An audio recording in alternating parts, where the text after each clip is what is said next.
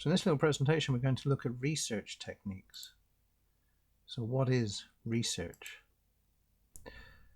So the types of research that we're going to look at are quantitative research, which looks at questionnaires and statistics and is an objective measurement of short questions that people may have, and you're looking at the numbers of people that might like specific things.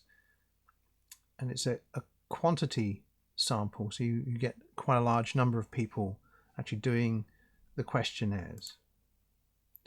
The other type of research is qualitative research, which is where you might interview somebody and actually get their feelings, their ideas, their opinions, and it's a more subjective way of gathering research, and it's not as easily measured. So the sources of data, we have primary and secondary. Now, primary sources, again, can use qualitative research, such as interviews and focus groups, where you get a group of people together and actually discuss their views on certain topics. You could engage in internet forums and also put together an audience and discuss their views on a particular project. There's also self-generated sources, such as when you might produce photographs at an event, or you create observations using videos or audio recordings. Again, quantitative research can be done in primary sources because you're actually asking people to give specific information, and that is first-hand information that's being collected, such as questionnaires and surveys.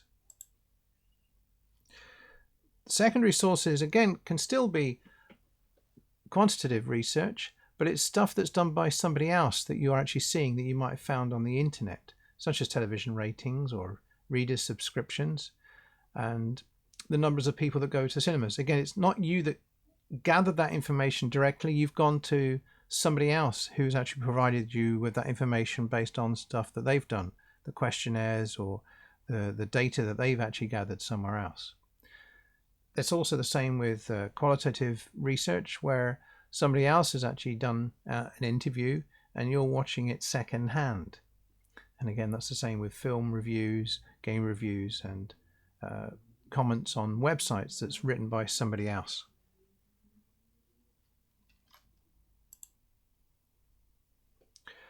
So the main areas of research in media are audience research, market research, and production research. So audience research looks at audience classification, how much earnings they may have, what sort of living standards they may have, age group, sexual orientation, and a range of other things. They're looking at what those people media preferences are. Do they watch television? Do they use the mobile phone? Do they go to the cinema? And what kind of products they're interested in. And also buying patterns. When do they go and buy? And is there a certain sort of seasonal reason why they go and buy the products they buy?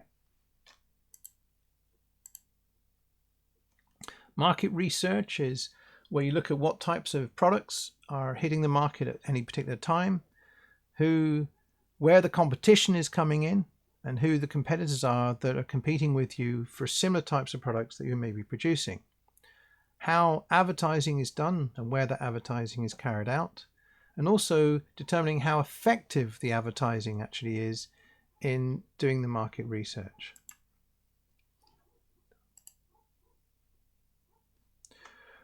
Production research is an area where you need to look at the content that you're actually producing and determine what resources are needed, the costs that are required, and where your media is going to be shown and to what type of audience. So resources, again, it's like your camera crews, your camera equipment, editing facilities, locations that you may actually go to, and what those costs are, and whether you show it in the cinema or just present it on DVD or through the internet.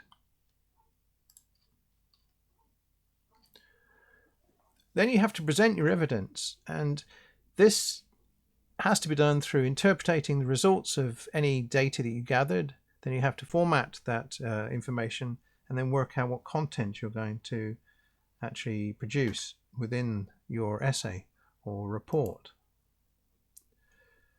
So in interpreting, you have to go through and work out what does the evidence actually mean, how will you interpret it. Does it mean that there's a certain time to actually make a film, or do audiences like certain, it's what information comes out of that research that you've gathered through qualitative or quantitative research. Then you have to format a report, and most reports have a certain standard that they normally go by. You normally have a table of content, you would have the question that was being asked that led you on to do your research. You'd look at a literary review where you would explore who else has done similar sort of research and what their research findings have been. You would then present the report in some form of either a report or oral presentation. You'd create illustrations, various different charts that might help you put across the arguments that you're making, and you may want to show video clips and audio clips. So the content of your report should demonstrate the procedures that you went through in collecting the data and the data you actually found, and then the conclusions that you actually came up with from that data, and what proposals you would make for future research to be carried out by somebody else.